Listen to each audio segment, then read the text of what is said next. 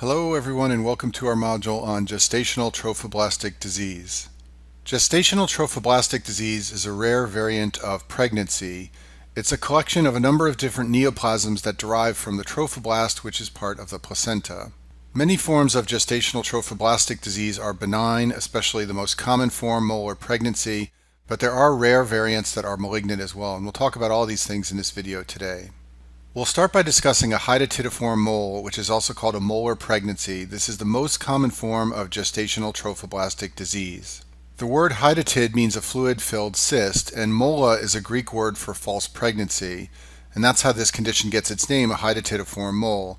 It's a growth of trophoblastic tissue where the chorionic villi become swollen and form clusters that are often said to look like a cluster of grapes.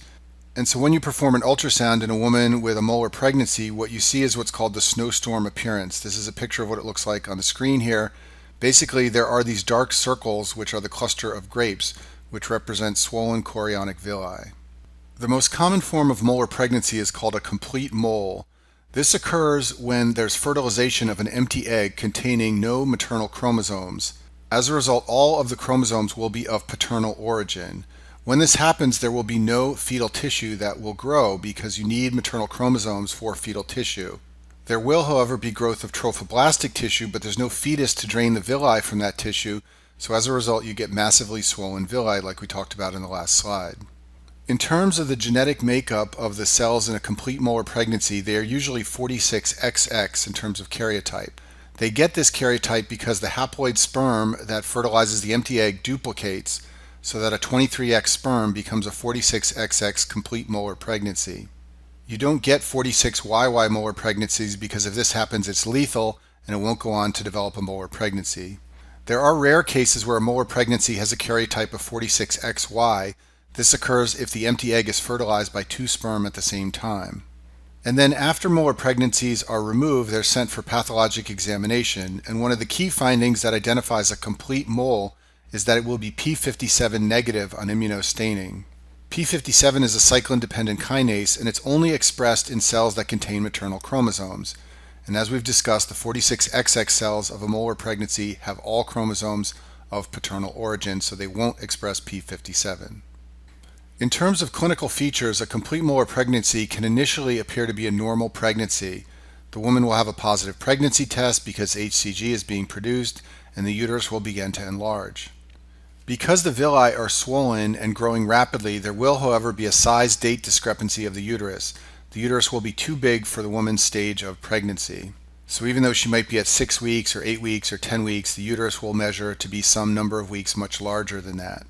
Women also commonly develop painless uterine bleeding. This happens when there's separation of the molar villi from the decidua. And so when there's a size-date discrepancy or painless uterine bleeding, this usually leads to an ultrasound where you see the classic appearance of the cluster of grapes and the snowstorm appearance, like what's shown in this image on the screen. The maternal serum HCG in a complete molar pregnancy is higher than normal for gestational age. It can even get very high, over 100,000 in early pregnancy. And when the level gets this high, it often leads to hyperemesis gravidum, which I talk about in other videos, but this is severe nausea and vomiting associated with weight loss and malnutrition. In addition, women with complete molar pregnancies often develop theca lutein cysts of the ovaries. These cysts occur when the ovaries are stimulated by HCG, and so they often happen in a complete molar pregnancy due to the high levels of HCG, and often they are bilateral because both ovaries are stimulated. Some other clinical features that are rare in the modern era are shown on this slide. Hyperthyroidism can occur when you have a very high HCG level. This is because HCG has a similar structure to TSH, and it can stimulate the TSH receptor. This will lead to a clinical picture of hyperthyroidism where the TSH level is low but the T3 and T4 are high. This used to happen years ago when we couldn't diagnose molar pregnancy by ultrasound. Women would have these pregnancies into the second or third trimester, and that would lead to hyperthyroidism. In the modern era, we usually detect these early with ultrasound and they are removed.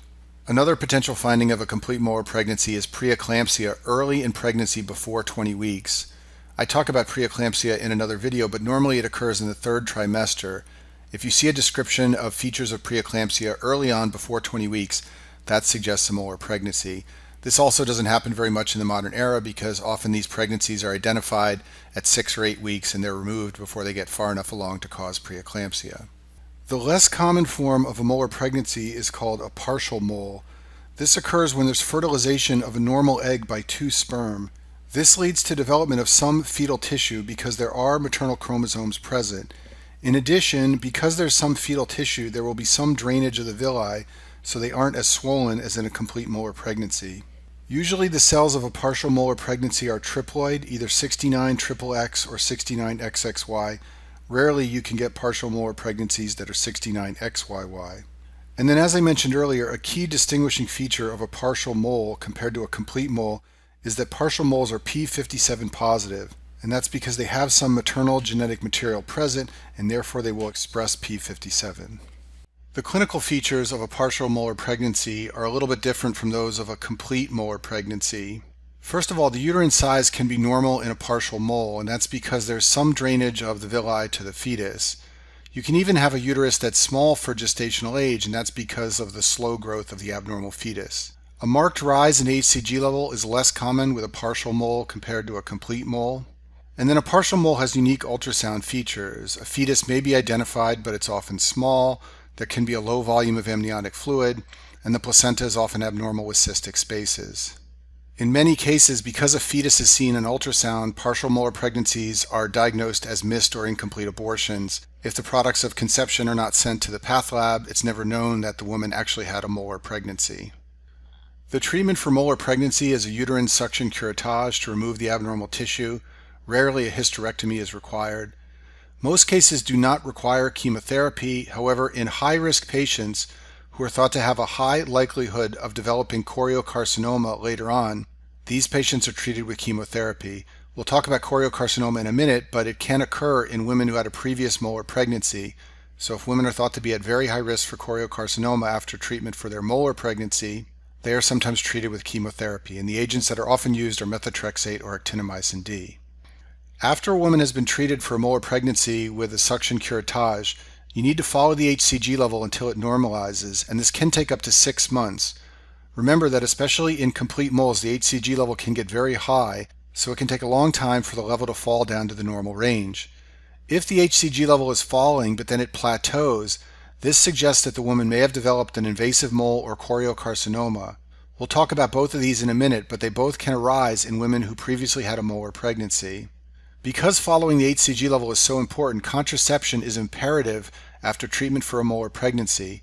A new pregnancy will raise the HCG level, and you'll be unable to determine if the molar pregnancy has resolved. So for this reason, the usual recommendation is no pregnancies for a year, and women are generally advised to use contraception. The preferred methods are an intrauterine device or a Depo-Provera shot because they both provide consistent contraception that can be continued for a year after treatment of a molar pregnancy. For the remainder of this video, I'll talk about gestational trophoblastic neoplasia, which is a term used to describe malignant trophoblastic neoplasms. Remember that molar pregnancies are benign neoplasms, but now we'll talk about some malignant forms of gestational trophoblastic disease. There are 3 subtypes of gestational trophoblastic neoplasia. One is an invasive mole, the other is choriocarcinoma, and the final one is placental site trophoblastic tumor. And we'll talk about all 3 of these in the remainder of this video. In general, however, you should know that for all of these malignant trophoblastic neoplasms, they can present with vaginal bleeding or a rise in the HCG level, and they're all diagnosed by pelvic ultrasound. Each has characteristic features. Another principle to be aware of is that they can metastasize to the lung, so a key test in working up a woman for one of these neoplasms is a chest X-ray. And most forms of malignant trophoblastic cancer respond well to single-agent chemotherapy in low-risk patients. So in lots of cases, methotrexate alone or actinomycin D alone is effective for treatment of these cancers. Let's start by talking about an invasive mole. This usually occurs following treatment for a molar pregnancy. It occurs in about 20% of women who have a complete mole and undergo treatment. Rarely you can see it following a partial molar pregnancy or a spontaneous abortion or a normal pregnancy. In an invasive mole, swollen chorionic villi develop in the uterus and invade the myometrium. This is why it's called an invasive mole. This can cause vaginal bleeding, which is one of the ways it presents, and about 5% will metastasize. The remainder are localized to the uterus. The way these are often identified is by the HCG level. As I mentioned earlier, after a molar pregnancy, you need to follow the HCG, and so if it's declining but then it plateaus or even begins to rise, one of the things you have to consider is that the woman may have developed an invasive mole. The diagnosis can be made by pelvic ultrasound. It will appear as a poorly defined mass in the uterus that's invading the myometrium. It can be treated with chemotherapy. Methotrexate or actinomycin D are usually used. This is the treatment of choice in women who desire additional pregnancies. An alternative is hysterectomy, and this is more often used in women who don't want to have additional pregnancies. Choriocarcinoma is another malignant gestational neoplasm that can develop in women who have previously been treated for a molar pregnancy. Choriocarcinomas are made up of syncytia trophoblast and cytotrophoblast cells. These are the cells that normally form the placenta. Because the cells are abnormal, they don't form chorionic villi. Instead, they form a mass of cells in the uterus like what's shown on the slide here. Most commonly, choriocarcinoma occurs in women after they've had treatment for a complete molar pregnancy. Rarely they can occur after treatment for a partial mole or even after a normal pregnancy. Just like with an invasive mole, choriocarcinoma is often identified by a plateau in the HCG trend in a woman who previously had a molar pregnancy where the serum HCG is being followed until it normalizes.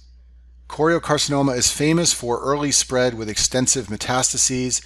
It spreads via the bloodstream by hematogenous spread, and 80% of cases metastasize to the lung, and so for that reason a chest x-ray is usually part of the standard workup. Some of the clinical features of choriocarcinoma are shown on this slide. It can lead to vaginal bleeding. Because it so often metastasizes to the lung, it can present as cough or hemoptysis. And then, as I said before, an elevated HCG level or a plateau in a falling HCG level after a molar pregnancy is a classic way for this to be identified. And then because the HCG level can get high in women who have choriocarcinoma, they can possibly develop ovarian cysts or hyperthyroidism, or any of the things we talked about earlier that can derive from high HCG levels. The good news about this cancer is that low-risk forms are usually highly sensitive to a single agent for chemotherapy. The agents that are usually used are methotrexate or actinomycin D. These two agents are used in many forms of gestational trophoblastic cancer. In most patients, more than 90% are cured with chemotherapy. You should be aware that choriocarcinoma can arise outside of the uterus and unrelated to pregnancy. This is called non-gestational choriocarcinoma. It's a rare form of germ cell tumor that can arise in the ovaries or testes if germ cells differentiate into trophoblasts. Histologically, when you examine it under the microscope, it will look similar to gestational choriocarcinoma. These tumors also produce beta-HCG, and what distinguishes them from the traditional gestational choriocarcinomas is that non-gestational cancers are often lethal. They're very difficult to treat or cure. They don't respond as well to chemotherapy. We'll finish by talking about placental site trophoblastic tumor. This is a trophoblastic proliferation without formation of villi, similar to other types of gestational neoplasia. What's unique about this form of gestational cancer is that it usually occurs after a non-molar spontaneous abortion or after a normal pregnancy. This makes it different from an invasive mole or choriocarcinoma, which usually follow a molar pregnancy. These can occur months or even years after a pregnancy, and they secrete low levels of HCG, not high levels like other forms of gestational cancer. And this is because these tumors do not involve proliferation of syncytia trophoblast cells, and that's different from other forms of GTD, so therefore they won't have high levels of HCG. They do, however, produce high levels of human placental lactogen, and so you can measure the HPL level, and if that's high, that is often used to suggest that the patient may have a placental site trophoblastic tumor. Placental site trophoblastic tumor presents as vaginal bleeding, and there will be an increased HPL level. Remember, this is the reliable marker for placental site trophoblastic tumor. The HCG level can be normal or slightly elevated, but it's not a reliable marker, and it's not markedly increased the way it is for an invasive mole or choriocarcinoma. The diagnosis can be made by pelvic ultrasound. It will show an intrauterine mass with cystic and solid regions.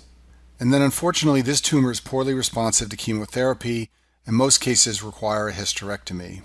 And that concludes our module on gestational trophoblastic disease.